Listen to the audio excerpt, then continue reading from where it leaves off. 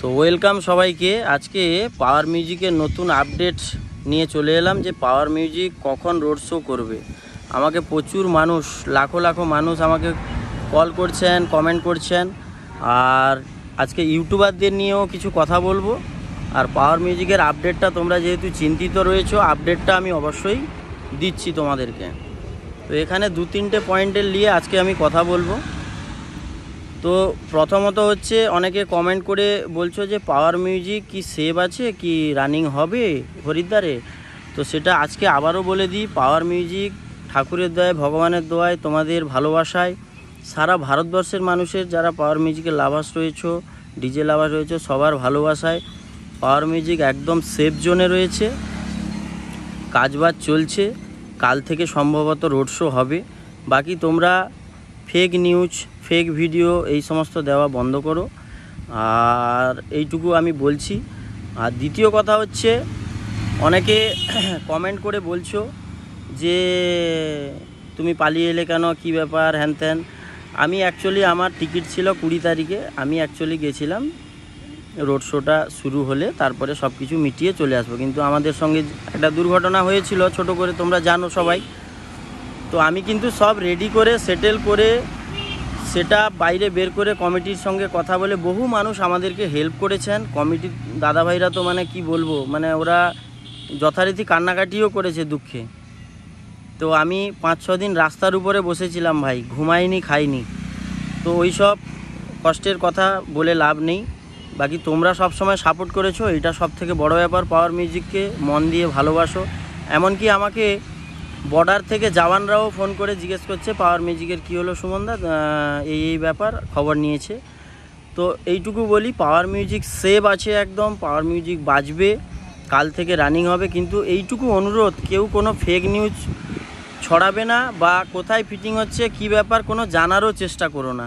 তোমরা যদি সত্যিই চাও যে পাওয়ার মিউজিক বাজুক হরিদ্বারে, কোনো জানারও চেষ্টা করো না।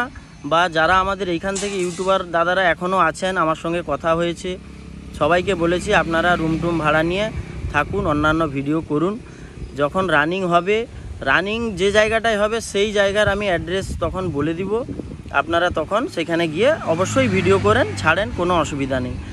ওই আগে যে পুলিশ ধরছিল, যেদিন অ্যাক্সিডেন্ট হয়েছিল তার আগে যে সেটআপ রেডি হয়েছিল, কিছু ইউটিউবার ভিডিও করে ছেড়েছিল।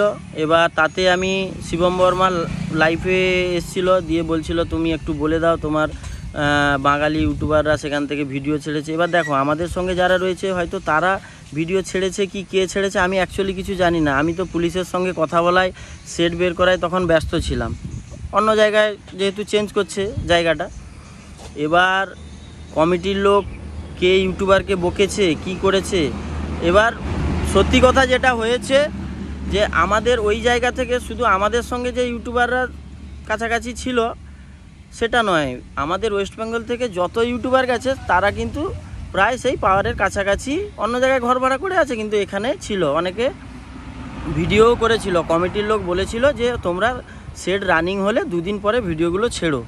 কিন্তু কোনো কারণে কোনো ইউটিউবার, হয়তো আমাদের বেঙ্গলে কোনো ইউটিউবারকে ওই ভিডিও বা ফটো ক্লিপ পাঠিয়েছে, এই বেঙ্গলের কোনো মানুষ, কোনো ইউটিউবার ছেড়েছে।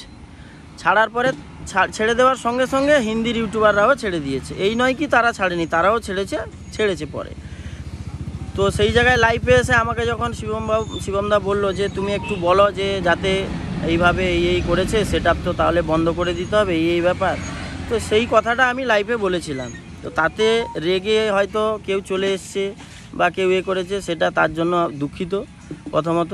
কেননা সবাই কষ্ট করে গেছে বা গেছিলো ভিডিও করার জন্য, করার জন্য, কোনো সময়ই আমি না বলিনি যারা গেছিলো বা ভিডিও করবে না। শুধু বলা হয়েছে কি যে পরে ছাড়বে। তো যাই হওয়ার হয়ে গেছে। তারপরে একটা অ্যাক্সিডেন্ট হয়েছে, তারপরে আবার সেট বের করে মোটামুটি ঠাকুরের দয়ায় যে কোনো জায়গায় হোক ফিটিং হচ্ছে। তোমরা কিন্তু কোথায় ফিটিং হচ্ছে, কি ব্যাপার, কোনো জানারও চেষ্টা করো না। যদি মন থেকে পাওয়ার মিউজিককে ভালোবাসো বা যদি চাও যে হরিদ্বারে বাজুক। আর আমার 20 তারিখ টিকিট ছিল। আমার দুটো বিজনেস তোমরা জানো, ইমার্জেন্সি আমাকে প্রবলেমের জন্য আবার টিকিট করে তারপরের দিন, শুধু আমি না, আমার সঙ্গে পীযুষদা জামাই আরও 4 জন আমরা এসছি যাদের ইমার্জেন্সি প্রবলেম ছিল। কিন্তু এইটুকু আমি গ্যারেন্টি দিয়ে বলতে পারি, আমি 24 ঘন্টা আসার পর থেকে ট্রেনে হোক বা এখন পর্যন্ত আমি 24 ঘন্টা কমিটির সঙ্গে পিজুদার সঙ্গে কথা বলে আমিই সব কিছু রেডি করছি সেখানে।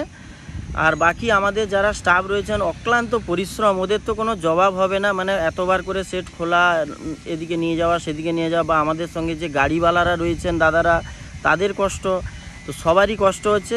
তাই বলছি ভুলভাল কমেন্ট বা ভুলভাল কোনো কিছু করো না। আমি তোমাদেরকে পাওয়ার মিউজিক যারা লাভার্স রয়েছে, আমিও একজন ডিজে লাভার্স, সেই জন্যই গেছিলাম বা সাপোর্ট করার জন্য বা সব কিছু মেনটেন করার জন্য, মেনটেন করে এসেছি। কোনো চাপ নেওয়ার দরকার নেই, আমাদের ইউপি সাইডেই বাঁধা চলছে। এবার কোন জায়গাটায় রানিং রোড শো হবে, সেই জায়গায় রানিং রোড শো চালু হলে আমি তোমাদের ভিডিও করে বলে দিব যে এই জায়গায় হচ্ছে, তোমরা চলে যাও। তখন যখন সেটা রানিং হয়ে যাবে কাপড়ের সঙ্গে, তখন আর কোনো প্রবলেম হবে না, ঠিক আছে? তো এইটা হচ্ছে আপডেট। বাকি যদি কোনো ভুল ত্রুটি কারোর সঙ্গে কোনো কিছু হয়ে থাকে, অনেক রকম চাপের মধ্যে ছিলাম, তো সেটা ক্ষমা করে দিও। আর বাকি সবাইকে বলছি, সবাই একটু ঠান্ডা মাথায়, এতদিন ওয়েট করলে পাওয়ার মিউজিকের জন্য আর একটা দিন ওয়েট করে যাও। অবশ্যই কাল সন্ধ্যা থেকে হোক বা সকাল থেকে হোক রানিং হবে। রানিং হলে বলে দিব। বাকি কেউ কোনো সেখানে যারা রয়েছে কোনো খোঁজার চেষ্টা করো না যে পাওয়ার মিউজিক কোথায় আছে, কোথায় বাঁধা হচ্ছে, কি খবর, কি আপডেট। আমি যা আপডেট আমি দিয়ে দিচ্ছি, তোমরা ভিডিওটাকে শেয়ার করে দাও, সবাইকে জানিয়ে দাও যে কোনো চাপ নেওয়ার দরকার নেই। আর আমি যতটা আমার সম্ভব আমি এখান থেকে সব কিছুই মেনটেন করছি।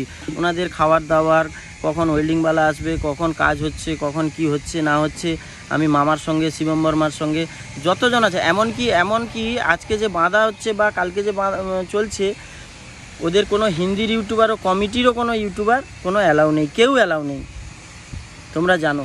তো সেই জায়গাটায় তোমরা মাথা ঠান্ডা করো, আর অবশ্যই আপডেট আসবে, পাওয়ার মিউজিক বাজবে, এইটুকু হচ্ছে confirm. Thank you so much সবাই।